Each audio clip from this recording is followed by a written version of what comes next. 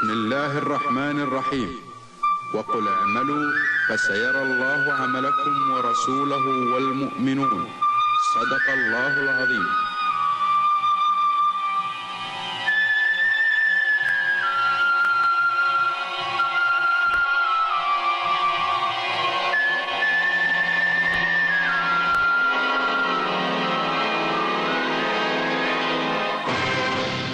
Jubail Industrial City, a major cornerstone in the Kingdom of Saudi Arabia's development program to improve economic strength and the quality of life of the people. When the 80 square kilometer city is completed in the year 2000, it will be a landmark in the Eastern Province. This monumental plan will one day return the kingdom's oil wealth back to the land in the form of aluminum mills, steel mills, and petrochemical complexes. One of the city's primary industries is well on its way. Saudi Petrochemical Company is working on what will be the kingdom's largest petrochemical plant. This one massive project will have to be orchestrated in harmony with a huge emerging city. The Royal Commission, appointed by royal decree, is responsible for providing all the city's primary industries with important construction support and infrastructure facilities to provide power, telecommunications, waste disposal, and water systems, as well as roads, railroads, an airport, and port facilities. Working closely with the Royal Commission is Saudi Basic Industries Corporation, a wholly owned government corporation responsible for the development of basic industries in the kingdom in the petrochemical, metals, and fertilizer fields. Saudi Petrochemical Company is a joint venture between Saudi Basic Industries Corporation of Saudi Arabia and Pecan Arabian Limited, an affiliate of Shell Oil Company USA.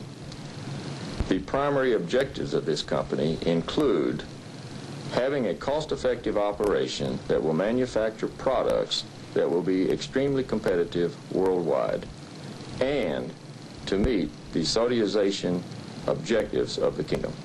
When we were selecting a managing contractor for this project, part of the criteria is to select a contractor who has the capability and the resources to undertake, to build a huge project of this size, and therefore we have selected the Fluor on that basis. The primary role that we have is that of managing contractor. We were engaged by the joint venture to manage the entire project. We have also asked them to subcontract to other major American contractors the design and procurement for the on-site units. C.F. Brown, now Santa Fe Brown, was chosen to design the ethylene and the CIE plant, which is crude industrial ethanol. Badger was chosen to design the ethylbenzene styrene facilities, and was chosen to design the chlor-alkali and the ethylene dichloride and the salt plant facilities, all of them because of their extensive past experience in these facilities. We've asked them to design and procure for the utilities and off-site units themselves. We have designed or managed the design of some 60 buildings, all the way from prayer shelters and an automated warehouse to control houses, substations, maintenance facilities, shops, and sophisticated administration headquarters for Saudi Petrochemical Company. Well, that's just the building portions. We've also done all of the utilities, which involves air, water, power, emergency system, communication systems, security systems, way of offices. We've provided all of the tankage, all of the interconnections between plants, all of the connections to the shipping facilities and to the salt plant. And what will building one of the world's largest petrochemical plants mean? First, there's the benefit to Saudi Arabia. As far as the government is concerned, the central government, it's obvious that they view our project as well as the other projects in the area as extremely important to the further development of the people and the natural resources of the country. It is also an opportunity for Saudis to upgrade their skills in management, financial, and technical skills. Our target is to Saudize this company as soon as possible making sure that we are running an efficient and economically viable and safe operations. Then there are the products: chlorine, ethylene, ethylene dichloride, ethylbenzene, crude industrial ethanol, and styrene. The products produced in Sadaf represent only a small fraction of the world market, and therefore we see no problem of selling our products for the fact that they will be very competitive and the source will be reliable. These products will be used throughout the world to supply basic chemicals for the plastics, medical, and petroleum industries, eventually showing up as common everyday items.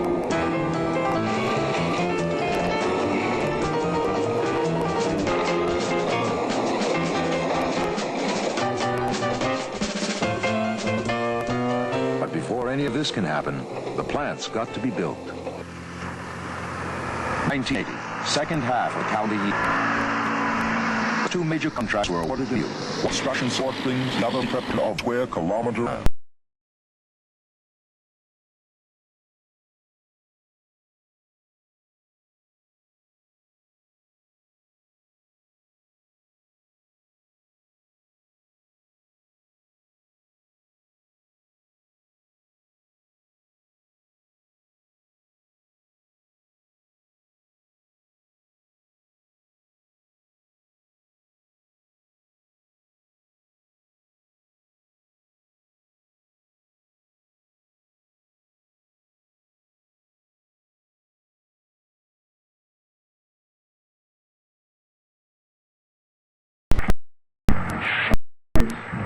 West, East Coast and Midwest. We have the C2 splitter, which was fabricated in Italy. This is one of the world's largest shop fabricated vessels. In Saudi Arabia, an expanding marketplace for construction materials, equipment, and expertise, as well as manufacturing and fabrication facilities, also provided a ready source for project requirements. We have over 2,000 Saudi suppliers and contractors in our computerized program, which lists what they do by either commodity they supply or by work they perform. We have utilized over 1,000 of these in our bidding and have awarded contracts to well over 500. In the equipment, they went to great extent to deal with the leading manufacturers throughout the world to get the best equipment to meet the standards, the high standards that they and the managing contractor established for the project. While setting up a worldwide purchasing effort that coordinates the manufacture and delivery of quality equipment at the best price possible was challenging in itself. Perhaps the greatest challenge would be what makes this project different from any comparable plant built to date. Almost 40% of it would involve modular construction. It was determined that if parts of the petrochemical plant could be pre-assembled under extremely controlled conditions, money would be saved. There would also be a smaller workforce in Jubail. Module construction starts with detailed construction drawings being made at our four process contractors, Fluor, Braun, Travaux, and Badger. Each of those contractors prepare construction drawings and purchase materials for use in the module. These drawings and material are shipped to two contractors that are assembling the modules. After a worldwide search for module fabricators, two shipbuilding firms in Japan were selected. IHI and NKK, both located outside the city of Nagoya, had the required technical and physical capabilities. For the next 2 years, they'd be building modules. Modules are constructed in base frames to put the equipment on top of and set on base frame. Put in the steel around the equipment. Install piping, electrical instrumentation work, and then finally complete the modules in their shipyards. The modules are then shipped from their construction site to the ship using module transporters. 1,600 metric tons moving down the road.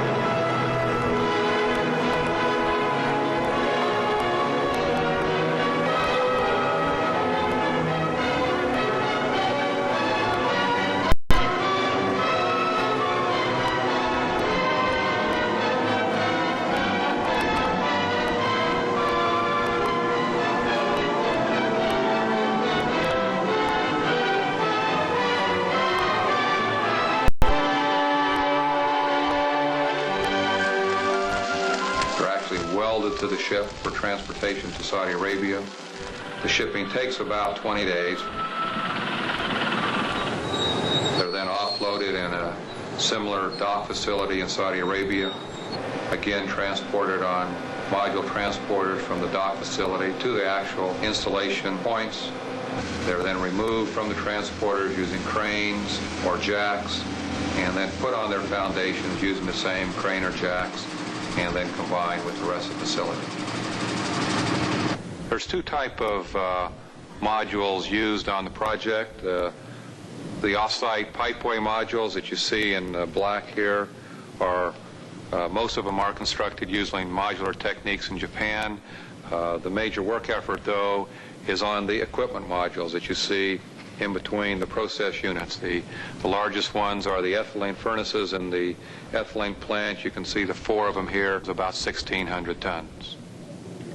218 modules to be built and shipped within a strict timetable in a precise order. Their arrival at the job site called for special considerations.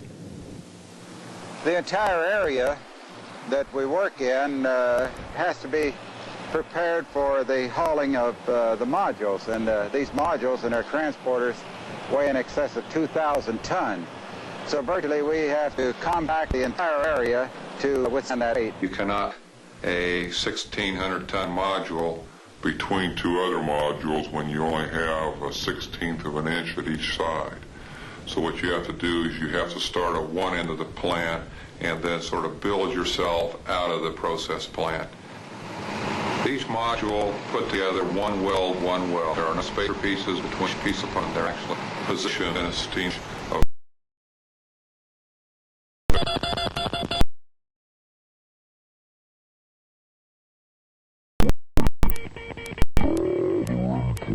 milestones that have to be achieved.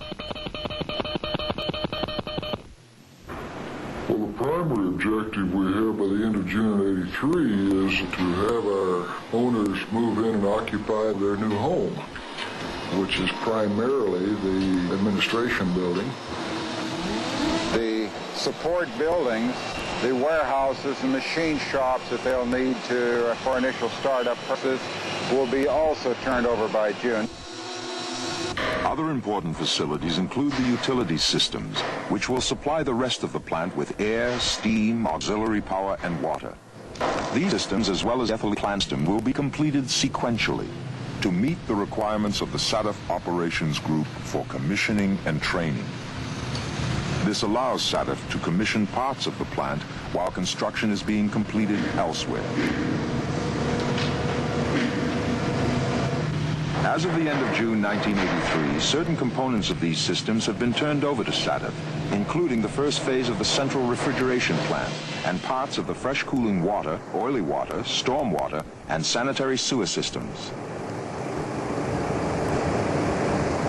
The first 2 of the utility plant's 5 boilers turn over in early September 1983.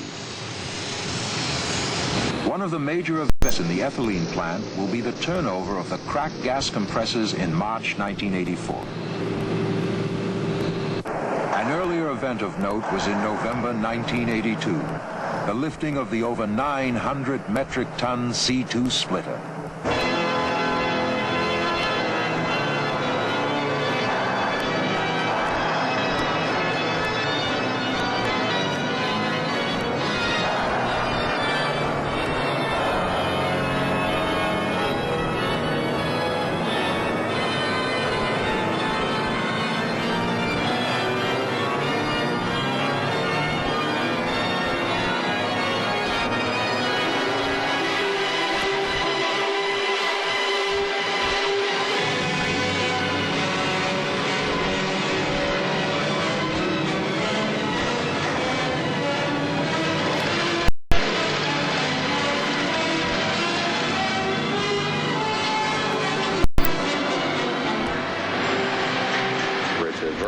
Construction project with millions of dollars of equipment and material required.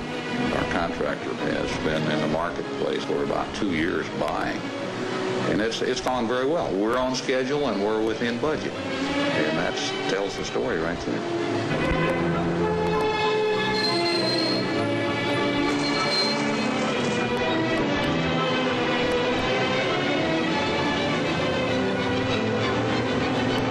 June 1983, 50% of the modules will have shipped from Japan to Saudi Arabia.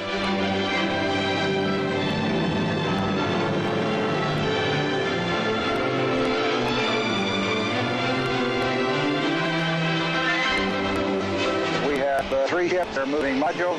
We have a rider, material. The docks into the job site in a sequence that will support a construction program that's challenging.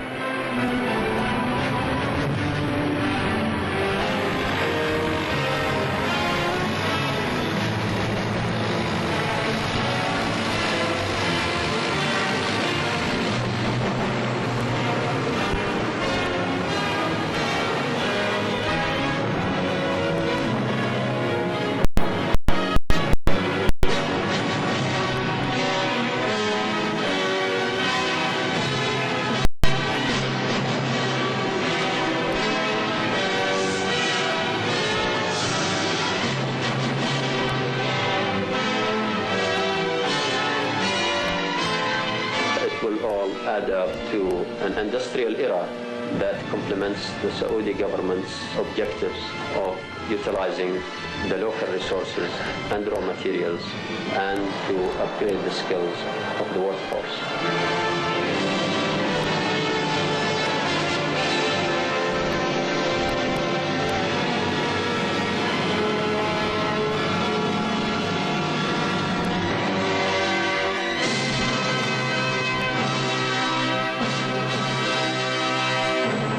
At the end of June 1983, 36 months into the project,